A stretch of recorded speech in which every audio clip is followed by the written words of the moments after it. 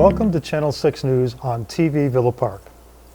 We bring to you the day-to-day information you need to be informed and plan for the future. Our focus will be on information we share about Villa Park residents and Villa Park business. Now first, some Villa Park first responder updates. A new Villa Park fire lieutenant was sworn in by Villa Park Village Clerk Hosanna Korniecki at the Villa Park Board meeting. Lieutenant Ron Brzezowski has been a firefighter in Villa Park for 23 years. He is a director of hazardous material incidents and a paramedic for 29 years. Ron is certified as a fire officer, and that he attained after extensive training, and he is also a fire union president. On hand to pin the badge and collar stars to Ron were his mother and 2 children. I just want to say thank you to the board and chief for making this happen today so my mom could be here and my family. And thank you for my coworkers, family, and friends for being here to support me. Thank you. For the Villa Park Police Department, they made a significant arrest recently. While working with other police agencies in conjunction with the Chicago Police Vehicular Hijacking Mission, Villa Park police officers stopped a vehicle in the area of Harvard and Division occupied by 3 subjects. During the investigation of the stop, officers located 2 loaded firearms inside the vehicle. 1 firearm was reported stolen. The driver was charged with driving while license suspended, and the 2 other occupants of the vehicle were charged with felony aggravated unlawful use of a weapon. Villa Park Police will be conducting the National Night Out this week at 5:30 p.m. on Tuesday, August 2nd. The event will take place at the Illinois Prairie Path and Villa Avenue, adjacent to Villa Park History Museum. Everyone is encouraged to attend.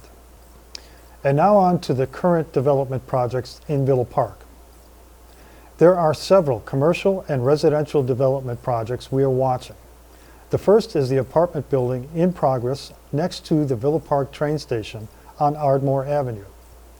Currently, the project is being excavated, including removal and grinding of concrete and asphalt, as well as relocation of dirt to where it will be used in the property.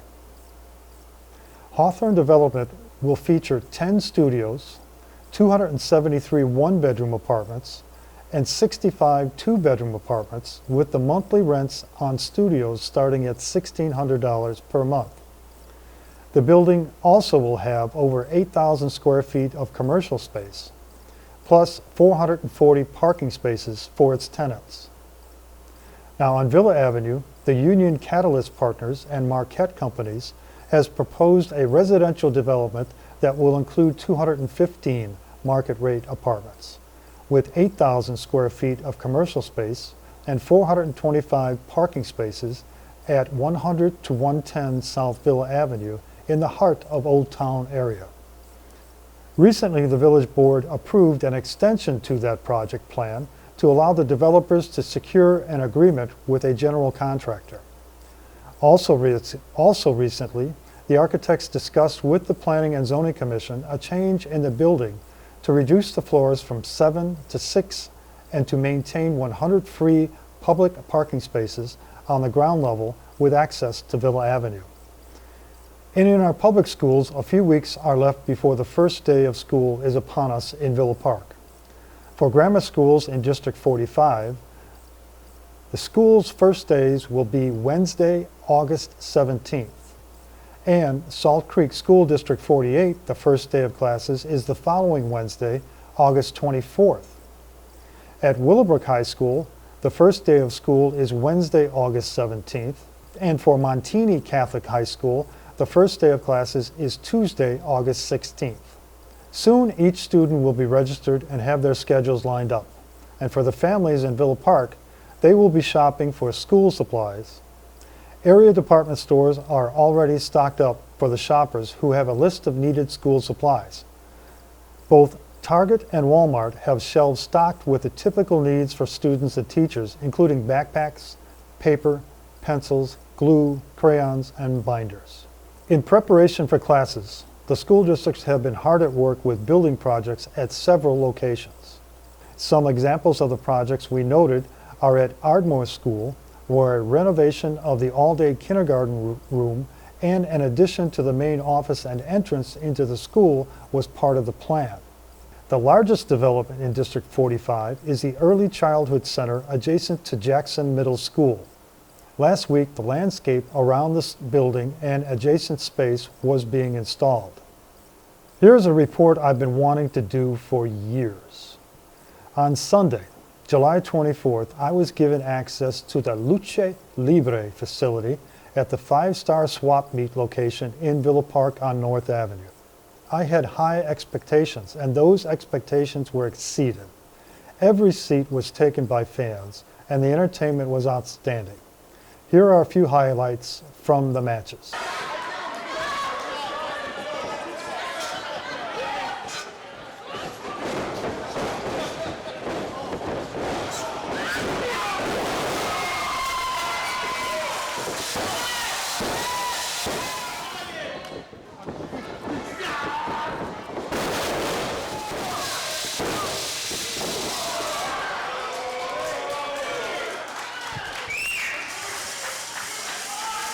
We are working on placing Lucha Libre bouts on our cable network from my last visit and future events. For more information about tickets and live broadcasts, visit luchatv.com. Over the last few weeks, I have also visited car shows in the Chicago area. One close by is the Saturday Night Car Show in Lombard, Illinois. And last week I chatted with the owner of a brand new Ford F-150 all-electric pickup truck, the Ford Lightning. I'm a little biased towards electric vehicles for a number of reasons, so this was a treat for me. Take a look at this amazing vehicle. So this is one of the first ones you probably will see. You know, it's a great truck, daily driver, does very well. About 310, 320 range-wise. Okay. What's under here? Storage compartment. Storage, all storage, huh? Yeah, so I got a couple cables in here, charging cord, adapter. If a Tesla's dead on the side of the road, we can definitely charge that. This turns into a full cooler if you want. You empty this stuff out. There's a drain. You put, you know, your drinks in there, ice. Okay. This is your storage compartment, basically your trunk, if you want to, in a sense. These are all 110 outlets? 110 outlets out here. And USBs? You got a little release here if somebody gets trapped in the trunk, which would be kind of weird, but you know. Yeah. Fully loaded platinum. Every option you can get on this thing. Took delivery early June. It's been a very good vehicle. You got some more, you know, power outlets back here. You got a 240 volt plug, a couple more 110s. It does definitely extend the range battery. You can power your house with it. Really? If you have the right setup, yeah. So. How long to, how many miles can you get? Depends on what you're doing. I like it's a daily, like I'm getting 300, 310. Wow. They say you can get about 320 if you're smart. And your charge time on 220? Depending on what you're doing, so 220, just regular charging, is pretty slow. It'll do, you know, probably a full charge overnight. Overnight, okay. Yep. 110 would take forever. 110, forget about it. Yeah, okay. But this truck, since it's a Lariat extended range, it came with an 80 amp charging station, which I put into my shop. 80 amp, okay. So it'll do, you know, 6 to 8 hours full charge. That's not bad. You can go to Electrify America, DC charging stations. I've been finding out my sweet spot's about 20-30% to 80-85%. It'll do it in about 25 minutes. Okay. Add a couple hundred miles of range in about 20-25 minutes. So when you plug into one of the ones on the highway that are high-speed chargers? Yep. Okay. Yep. DC fast charging. Four-door. Yep. Extended cab. That's one heck of a display on the front there too. Yeah, so they, the lower line models, they got a little bit different display. This one, since it's fully loaded, it's got the bigger display.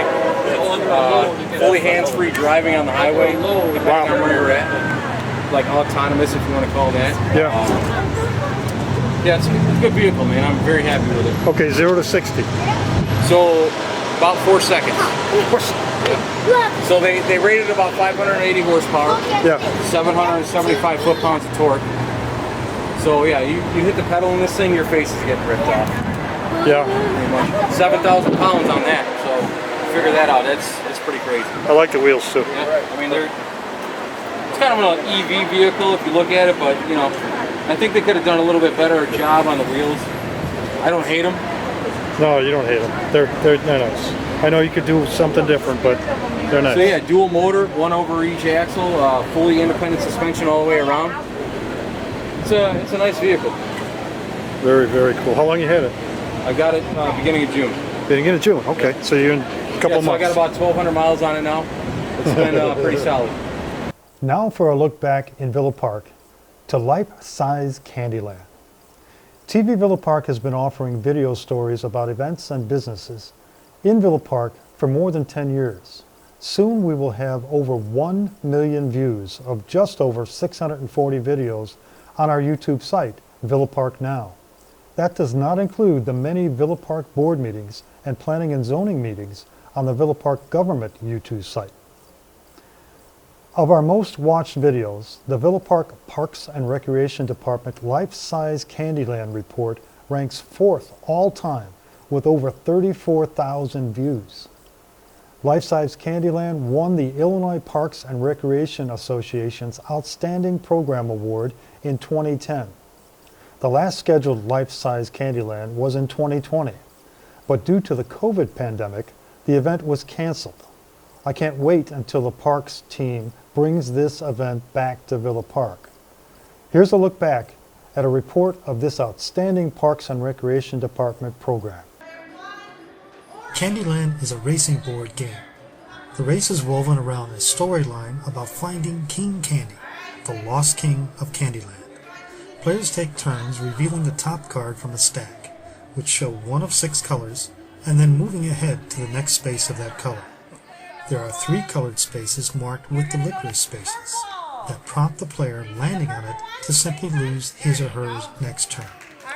The game is won by landing on or passing the final square and thus reaching the goal of the Candy Castle. A big thank you goes out to our sponsors for their support of Life-Size Candyland. Villa Park is unique in providing this fun activity of Life-Size Candyland in the Chicago area. Through the hard work of Mikey and Dave, as well as many others, kids can enjoy the fun of a board game brought to life. Another wonderful part of the Villa Park experience. I'm Al Stasch at the Life-Size Candyland game for TV VP Style. And now looking to next week, TV Villa Park will be recording the outdoor play Much Ado About Nothing, produced by St. Genesius Productions. Much Ado About Nothing is a comedy by William Shakespeare, thought to have been written in 1598 and 1599.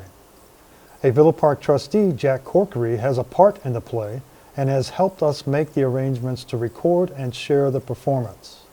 A TV Villa Park crew will record the last performance on Sunday, August 7th at 3 p.m. Anyone wanting to watch the play in person is advised to bring a chair or blanket for seating around the Ruggard Gazebo on the Illinois Prairie path at Princeton and Park Boulevard. Thank you for watching. I'm Al Stasch. This has been your Villa Park News.